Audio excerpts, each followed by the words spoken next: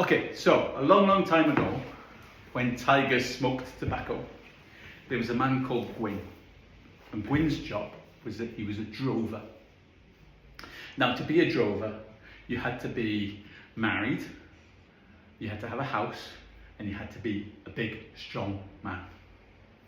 Because being a drover was a dangerous job. You took the cows that belonged to the local farmers all the way to London, and people wanted to steal those cows, so you had to be able to protect yourself and the cows. But it was even more dangerous when you came back, because you had all that money in your pocket. You know? And that's why you had to be married and have a house, because if you weren't, maybe you would be tempted to go off to France with all that money. Anyway, Gwyn was the best drover in Wales. Him and his team, about 8 other men, maybe a couple of women, they were very good. The farmers felt safe when Gwyn had their cows. No, never were their cows stolen by the thieves. They were always safe. Gwyn had one thing that he took with him everywhere. He had a walking stick. A walking stick, you know, when you're an old man, you might have a walking stick like that. Mm-hmm. This wasn't like that. This was a big piece of wood, like this. And it was cut from a tree in Wales. Now, Gwyn had gone into the mountains near his home in Swansea, and he'd found a tree, and he'd seen a branch, chopped it, taken it, cut it, and made it into his walking stick. It was beautiful, because he'd carved it. So, this was Gwyn's job, and probably every 6 weeks he went to London with the cows. So one day, he went to London with the cows, he went to market, he sold the cows, he got the money. And then, because it was a long journey, 10, 12, 14 days maybe, he would take a couple of days in London to recover before he had to walk home. And one day he was standing on London Bridge watching the river flow beneath him, and he heard a voice. And the voice said, "Bore da." Bore da. Do you know bore da? No. Bore da means good morning in Welsh. Bore da. Bore da. Very good. Bore da, good morning. Now this is strange because he's not in Wales, he's in London. People don't speak Welsh in London. So someone saying bore da to him is strange. So Gwyn looked round and he saw a small man with a bald head and a long white beard. How long was it? Long. Or just very long? What colour was it? White. How tall was he? Short. Okay. So this man with a long white beard. He said, "Bore da, sut ydych chi? Hello, how are you?" Gwyn said, "Oh, da iawn, diolch, a ti?" "Da iawn, diolch." "How are you?" "I'm very well." And then the man said, "I like your walking stick." Gwyn was very happy, because Gwyn had cut down that walking stick himself and had made it into a walking stick. He carved it. He said, "Oh, thank you very much. I cut it down myself. I made it." And the man said, "What a lovely stick it is. Do you know, if you show me the tree that you cut it from, I will show you your fortune." Do you know what fortune means? Luck. Luck, yeah, it can mean luck. Good fortune, good luck, yeah. But it can also mean lots and lots of money. If you win the lottery, you win a fortune. Okay? So, he said, "If you show me the tree, I will show you your fortune." Now, Gwyn, he wasn't so sure. Strange man talking about fortunes. Seems a bit strange, doesn't it? And the thing about drovers, imagine these 8 big men. Imagine if you walk with them. How would you feel? Safe. You'd feel safe, wouldn't you? So sometimes people would find the drovers and give them money so they could walk with them so they would feel safe. Okay?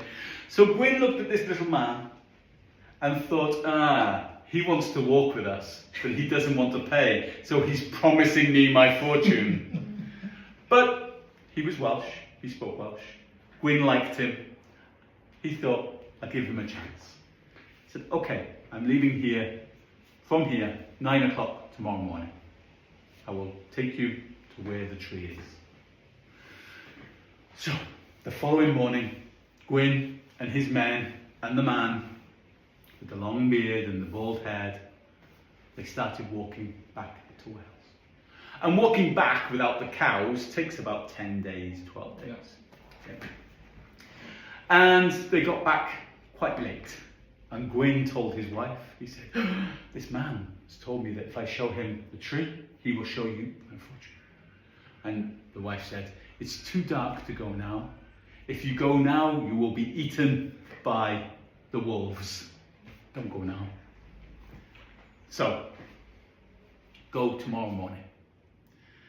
So they sat down, they had a bowl of soup, and then they went to bed, and then the following morning, they got up, and the man with the long beard and the bald head said to Gwyn, bring a spade. You know what a spade is?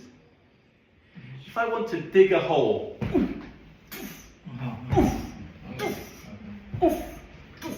I need a spade. Spade. A spade. Let me write it down, shall I? Spade. Okay, so if I want to dig a hole.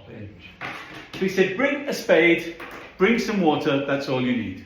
Show me the tree.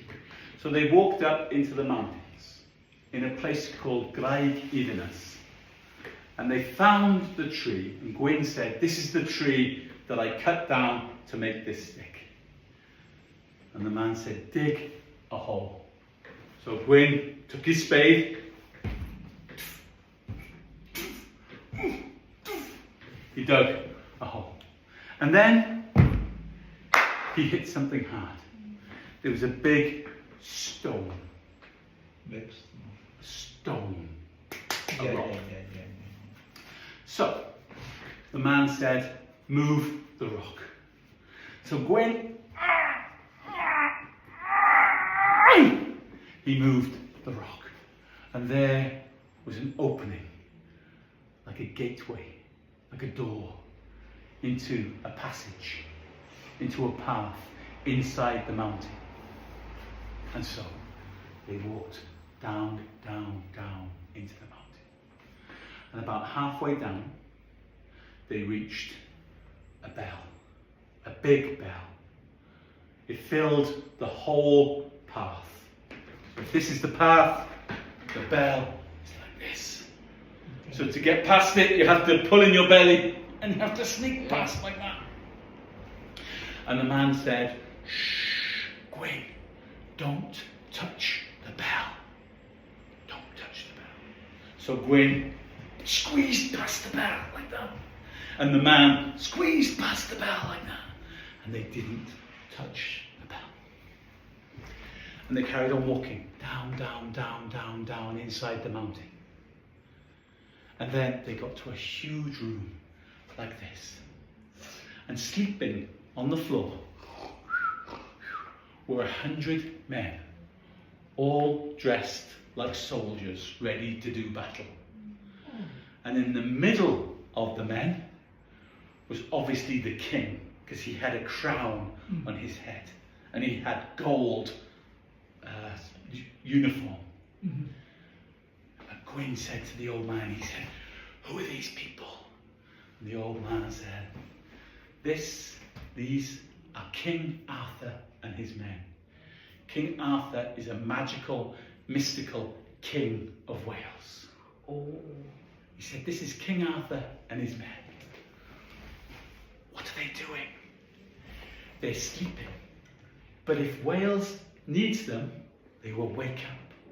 Wales only has to ring that bell and they will wake up and they will fight for Wales. By this stage, Gwyn wasn't listening because he'd noticed in the middle of the room was a big pile of gold coins. You've seen the gold. Take as much as you want, Gwyn. Take what you want. So Gwyn started to fill up all his pockets, some coins in his ears, down his shoes, as many gold coins as he could take. Okay. And when he said, do you want some? To the old man, and the old man said, no, I have wisdom, I have intelligence, I don't need money. Gwyn said, and he picked up a couple more coins and put them wherever he could find space. Then it was time to go. So they walked up and up and up and up and up until they reached the bell. And the old man said, shh, don't touch the bell. So Gwyn tried to get past the bell. But of course now he had lots of gold. It was harder to get past the bell this time. He touched the bell, just with his belly. Ding! Oh. Down below, in the big room, one soldier opened one eye, opened the other eye, and said, does Wales need us? And the old man, with the long beard, bald head, said very calmly, no, sleep on. And the soldier closed one eye, closed the other eye, went back. So Gwyn and the old man walked to the top. They pushed the rock, the stone back into place. They filled in the hole with the spade. And then the old man said, I will leave you now. You have enough money to last you forever. But if you run out of money, you can come back here. You can dig the hole, push the stone, go down. Don't touch the bell. If you touch the bell and the soldiers wake up, you have to say, they will say, does Wales need us? You will say, no, sleep on. Okay? Gwyn said, oh, thank you so much. Thank you, thank you, thank you. And he went back to his wife with all this money. Wow, they enjoyed themselves. They had all this money. They bought new clothes, they bought new dresses, they bought new... Well, they had a party, they invited all their friends. You know what? After a couple of months, all of that money was gone. But Gwyn didn't mind. Because he knew what to do. Yeah. He could go up that mountain. He could dig a hole. Yeah. He could move the stone. He could go down. He didn't touch the bell. Yeah. He could take as much money as he wanted. So this is exactly what he did. And this time he took bags with him. Oh. And he really filled up with gold. Yeah. And so then he was walking back up the passage and he got to the bell. And he knew he couldn't touch the bell. So he tried to get past, but he had all this gold, he had these bags. And one bag was very heavy and he dropped it. And it hit the bell.